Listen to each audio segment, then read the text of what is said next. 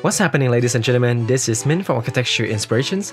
Today I'm going to show you the 5 new features in V-Ray 5 for SketchUp. Let's get started.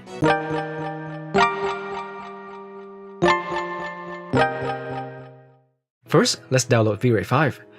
You can go to ksgroup.com and click here to join the V-Ray 5 for SketchUp beta. I will leave the link in the description box below as well. After you click on it, you can sign in or sign up if you don't have a ksgroup account yet. Then you can choose to apply for the beta as a business, student, educator, or an individual. After that, you can download and install V-Ray 5. Now let's get into the new features. Number 1. Improved Sun and Sky model. In V-Ray 5, the Sun and Sky model has been improved. You can select the new Sky model here. There is also a new custom orientation control. This will allow you to override the shadow settings in SketchUp, which makes it a lot easier to control the sun angle without changing the orientation of your SketchUp model.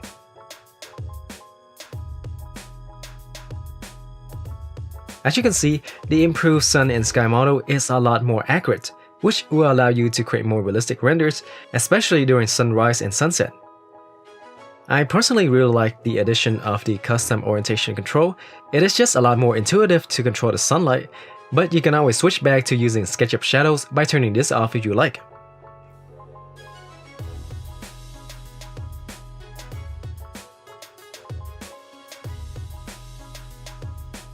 Number 2. Light Gen.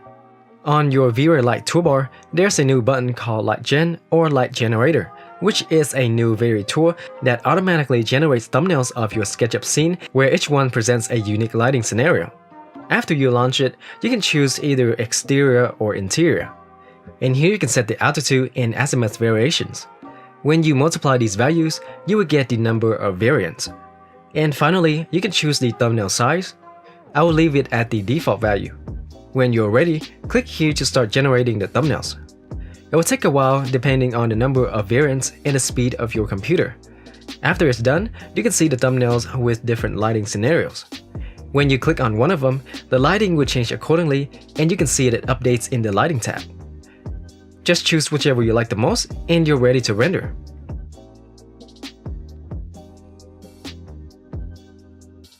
For exterior, you also have the option to use HDR for lighting. Here you can choose the number of unique styles, variations, seed value, and thumbnail size. The HDR option is super powerful, as you can see, because V-Ray automatically creates a lot of realistic skies options for your scene. As you can see, the new Light Gen tool is a great way to quickly find the best lighting that fits your style without having to spend hours on test rendering. Also, there's an option to save the Light Gen variations, so you can load them again later, which can save a lot of time. Pretty cool, huh? Number 3. Light Mix.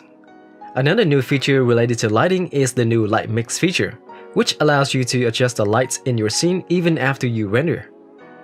First, open up the Asset Editor and go to the Render Elements tab. Then right-click and add a Light Mix render element. If you expand the right flyout panel, you can choose whether you want to group the lights individually, which is similar to this list here, or you can group by instances, layers, and light IDs. I would just leave it as individual lights. Now you can render your scene as normal. When your render is finished, you'll see a list of layers on the right side of the V-Ray Frame Buffer window in the Compositing section. Now select the Source Light Mix layer, and you will see all of the lights within this mix. This is where you can see the true power of the Light Mix feature by turning on and off each light. You can see that the scene updates immediately.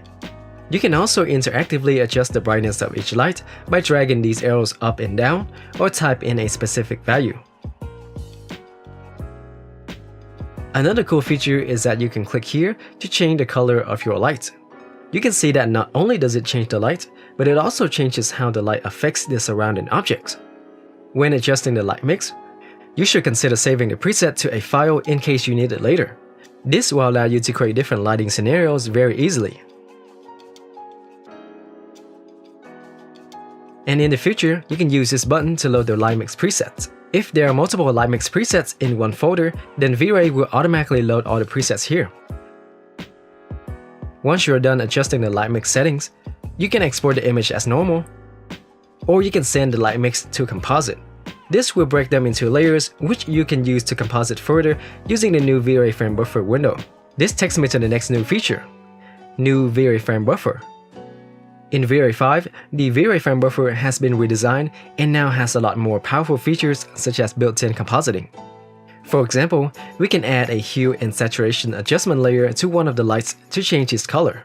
This is non-destructive and can easily be moved to a different layer. Another thing we can do is add one of our render elements as a layer. I will add the extra text render element that I have inserted a dirt map, which I can use to add ambient occlusion. Normally this process has to be done in other photo editing softwares like Photoshop, but now you can easily do it inside of the new V-Ray Frame Buffer. This is why it's so powerful. And those are just a few things that you can do with the new V-Ray Frame Buffer. I will make a more in-depth tutorial on this later.